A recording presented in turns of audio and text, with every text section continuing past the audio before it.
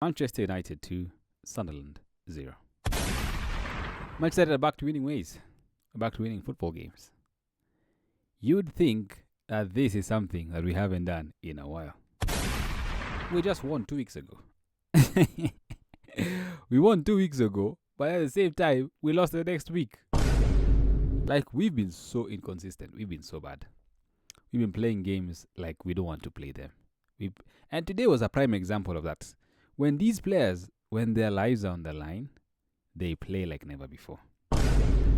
Even though, to be honest, let me give Sunderland the credit. I feel like they would have given us a more difficult game. Well, we took the liberties with them. We played well. I'll give credit where credit is due. We did our best in the situations that we were in. But I feel like if we play the same way we played today against Liverpool, we're going to get battered. We're absolutely going to get battered. And don't take this the wrong way. United fans are the most obnoxious fans in the world. I say this because I've seen so many fans call for Ruben Amorim's head, yet today they're going to sing his praises. It's so insane how we can just fall off and just be like, oh, okay, now it's fine. Everything is okay. Everything is working. Anyway, this is a segment I like to call Jabu's Thoughts after the game. And I really wanted to do this live. I wanted to do this like an after show or something like this. But I realized that I probably need to build my audience first. I need to build my community. I need to build a place where I can have people who have the same mindset to come into the show. Call in, have a chat, yada, yada, yada, all these things. But for now, we have this segment that we call Jabu's Thoughts. It's right here. I'm impressed with myself. I'm not going to lie. I'm impressed with myself because I've wanted to do this for the longest time. I love sports and I love Man United. But I've always felt this imposterness about things and imposterness about how I view things and how I interpret things. But here we are, we're going to do it. We're going to do it scared. Anyways, so 5 thoughts of the game. Mason Mount, take a bow. Mason Mount was so good today. And I think if Mason Mount wasn't injury prone, I think he starts over Bruno. Because that Mason Mount presses high. That Mason Mount is hardworking. And I'm not saying that because that's a bare minimum.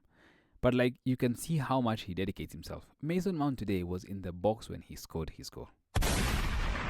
How many times have we seen Bruno Fernandes in the same position be outside the box? Outside the box wanting to take a shot. Even though Bruno today played well. But Mason Mount is just too good.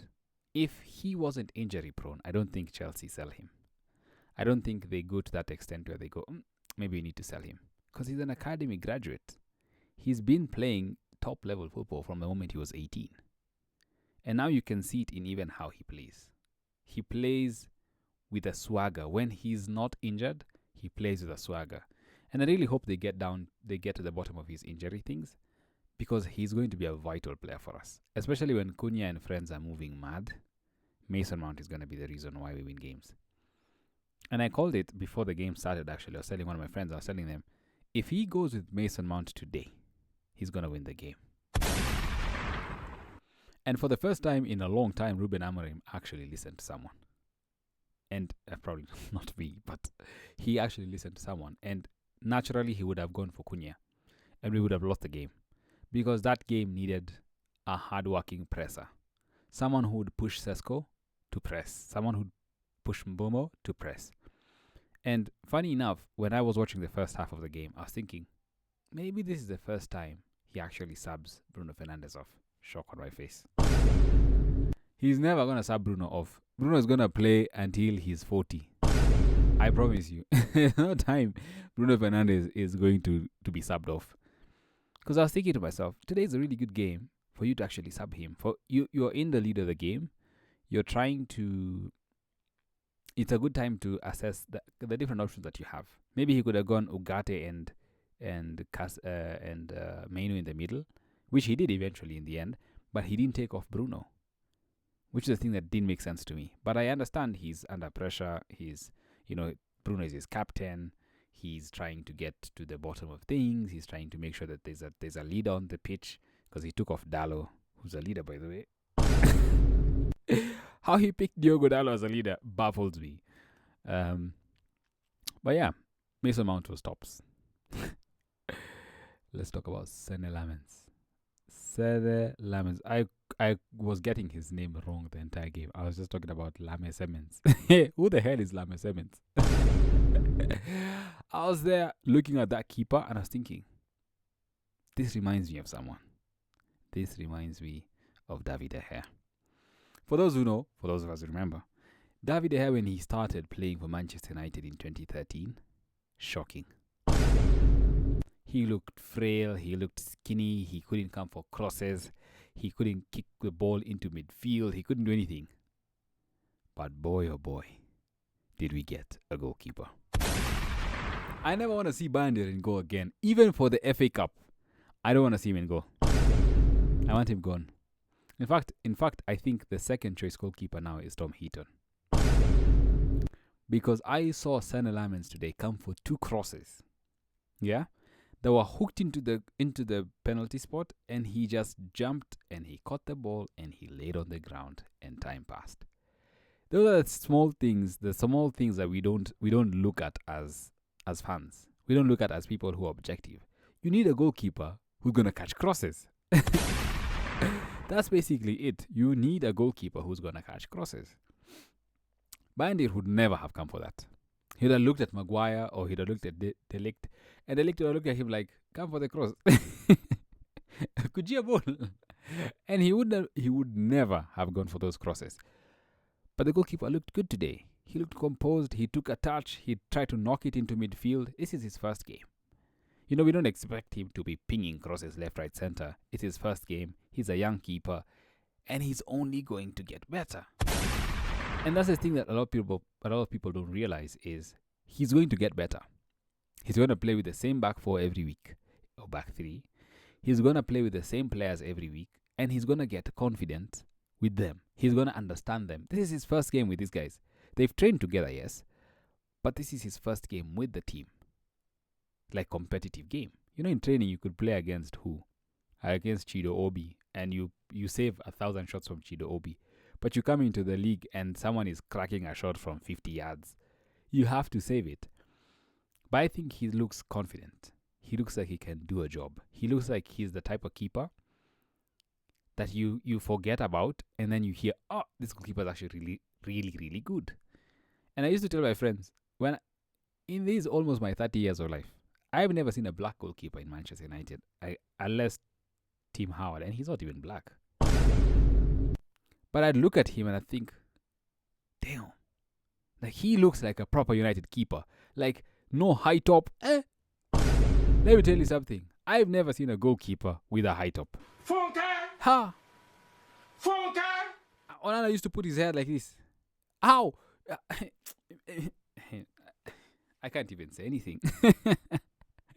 But now we have a goalkeeper who's not busy running his hands through his hair. He's not busy spitting in his glove. He's not busy pulling his socks. He just gets on with his business. I think he had 1 shot to save. Or 2, I think. And he dealt with them. And that's the basics of a goalkeeper. You're not supposed to worry about what other people are doing or what other people are... You're just a keeper. Keep the ball out of the net. Like, for crying out loud. But he looked good. He looked absolutely good. And I'm confident with him. In fact, I think if it were not for the Ligt and Mount, he'd be my man of the match. Because he did the basic things well. Altay Bandir had this obsession with his head of playing out from the back. We didn't need to play out from the back. He just had to get the ball, pass it, and move. That's all he needed to do. Or kick it long. Watch it in the throwing. Let it go for a throw-in. You'll deal with it later. But the idea that you have to keep pushing and keep playing out from the back, especially when you're under pressure, is absolutely bonkers. You just have to do the small things and let everything else worry for itself. If you keep the ball out the net and your striker scores 2 goals, you win the game. Speaking of strikers, Gyökeres is absolutely rubbish. Anyways, my third thought is Bruno is still not it in the midfield. There's so many gaps I saw today where we could have been exposed just because Bruno wanted to play deeper. He wanted to play this quarterback type of thing. I see Bruno and I think of him as Tom Brady. Tom Brady would never run with the football, or he would run once or twice. But he would always kick or throw the long passes. But we can never compare Tom Brady with Bruno Fernandes. Tom Brady has different IQ. He's really smart. But with Bruno Fernandes, it was almost the same. It was almost as if he wanted to control the game. And sometimes when you want to control the game, you lose control of the game. Sometimes it's good to just exist. You know, when they know that just where's Bruno? Mbona today he's not in the forefront. But Bruno Fernandes for Manchester United is always at the forefront, which makes no sense to me. Because you'd think that you've studied your game enough to realize that these people actually know that they are going to pass to you. So you should stay clear. But he doesn't. Give me the ball all the time. It's the same thing Cunha tried to do today. Cunha tried to show, I need to start again the next week. Bro, just pass the ball. Anyways, I'm tripping, but I'm not gonna say much about Bruno Fernandes because I feel like he's talked about all the time. I just can't wait for him to go. He needs to go. He needs to go so that we can get money for a proper DM and another centre mid. We have enough 10s in the team. And I feel like every single time we try to keep Bruno in the team, someone else is at a consequence. Scott McTominay, Fred, all these men were good players. Average players, but good players. They would do a job for us. I tell you, if we had Fred in the midfield, he's running his socks off. Put Fred and Ugarte together, shocking. You probably win a game because you're just thinking there, we're never going to lose the ball because Fred and Ugarte are going to get it back. But here we are stuck with Bruno Fernandes. He's our captain. I'm not going to slander him too much. He played a decent game, had a few chances. The goalkeeper for Sunderland today, oh my God. It probably would have been 4 or 5-0. But he really played his part. Like, if there's something I was thinking, we need to get that goalkeeper as our second goalkeeper. Because he was getting the ball out of things, in things that you'd think, oh my God. And this is just, he's playing against Man United, you know. So you think, oh my God, we need to get him as a second goalkeeper. We need to get rid of Bandy and stuff. My fourth thinking or thought is Amorim needs time. I know we want to get rid of him so quickly, and we want to get the next big thing. But Amorim was the next big thing, is the next big thing. I beg, we've seen it with other players. The moment they leave the club, they flourish. What do you think is going to happen with Amorim? He's not like Ten Hag. Ten Hag is a fraud. Ten Hag is a normal day fraud. Like, you'd think about it and say, why did we actually go for Ten Hag? I don't even understand it. But I'm behind Amorim. Amorim in 10 toes down. You can crucify me if you want, but he's my manager. And I can see it. He said it in the midweek. He said, when we lose the game, it's about the system. When we win, it's not the system. I thought to myself, you could be onto something here. Because every other time we win a game, easy. This week, journalists, they're starving. Let me tell you, Manchester United losing, is news for the entire week. But when they win, they say, Manchester United are back to winning ways. A drama-free 3 points. You'd expect them to beat Sunderland. But when they actually look back when we lose games, they're like, oh my God, Amorim is so rubbish. He's clueless. I heard Gary Neville's comments the other day when he was talking about how Ruben Amorim will win United the league after he gets them promoted from the Championship. And they were thinking, what the hell? Like, this is a club that you're supposed to be loving. But here you are, just slagging the coach of why? Because he wants one of his friends to be the manager. When they throw names into the mix like Carrick or like Oli again, these are people that are his friends. So you think to yourself, what the hell are you talking about? I had really talking about, this is not the United that we know. What? Sometimes you just need to let it be. We are not the United we used to be. We need to accept it. We are just struggling. We're in the ICU. We don't need the fairy tales to get us out of the ICU. We need to dig in deep and be like, we are in the ICU, but we need to get out. So that's my thinking. We need to give this guy time. We need to allow this guy time to actually build the team that he wants to have around him.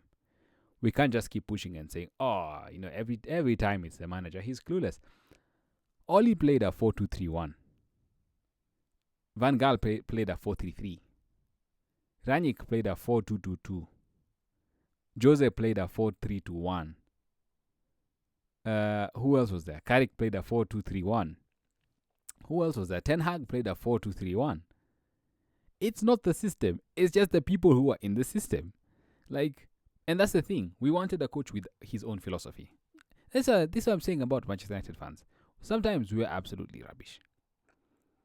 We wanted a coach who had a philosophy, who had a way of playing, a style of play. I remember when Van Gaal was the coach, we used to hear things like, "Oh, it's so boring. There's no style of play." Ten Hag comes in, "Oh, it's so boring. There's no style of play." This guy actually has a style of play, and we've done comps on it. We've watched compilations on it, and things of and such things like him beating City with the same system, and we were like, "Oh, we need to get that guy because his system will beat City." But when he actually tries to implement his system, we're just there like he has to go. United fans, Bana. United fans, you need to chill out.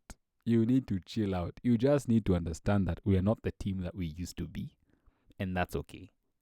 We need to understand that we are in a difficult situation at the moment, but it's not always going to be like this. And whether you like it or not, we bring another manager with this same set of players, we're dead. Which brings me to my last point. Diogo Dalot and Shaw. Hey. You know, I think of them, and I'm just there like... like, these guys are so bad. They're so bad. Like, I've been saying this for a long time. Like, having Luke Shaw and Diogo Dalot in 2025. Unacceptable! And today they were playing together on the same side. Let me tell you, anytime the ball would go to them, I'd just be like, we need to get rid of them. We need to get rid of them as soon as we can. We need to get rid of them as soon as we can. And that's the thing. For us as United fans, we've always been talking about, Luke Shaw. When we bought Luke Shaw in 2015, I think, we were talking about how, he's the next best thing. Bro gets injured, loses his damn mind. This is the same guy we would say is injury prone. What the hell is Ousmane Dembele? Dembouz is now the Ballon d'Or winner and a Champions League winner. What are you talking about? It's about grit. It's about commitment. It's about desire. It's about wanting to be the best that you can be. Luke Shaw was rapid in his day. Broke his foot, rapidness gone. I can't really blame him because sometimes football does that to you. We've seen it with players, Diaby and friends. But he has every right and every responsibility to be a better player because he's playing for Manchester United, you know. Like, he's not playing for Southampton anymore. This is Manchester United, you know. He needs to be in a better playing position, better playing style and shape. Matthijs de Ligt is a perfect example. I don't even know why he's not a point, but he's a bonus point. Matthijs de Ligt, when we got him, was injury prone. He was always injured. But now you can see he went to the gym. He got leaner. You know, he's put in the shift. And to be honest, he's today's man of the match. Like, the amount of tackles, the amount of, reading the game, reading the play, trying to understand where the ball is going to go. He's not doing the Maguire thing last week. Ay. Just thinking of it just made me feel heart palpitations. But anyways, him and Dalot just need to go. I was there sitting and thinking, what type of plane is this? Dalot, final third, rubbish. Defending, rubbish. Second balls, rubbish. Just straight passes, rubbish. I'm just there thinking, what the hell is wrong with this guy? Like, why can't he just... Oh, my...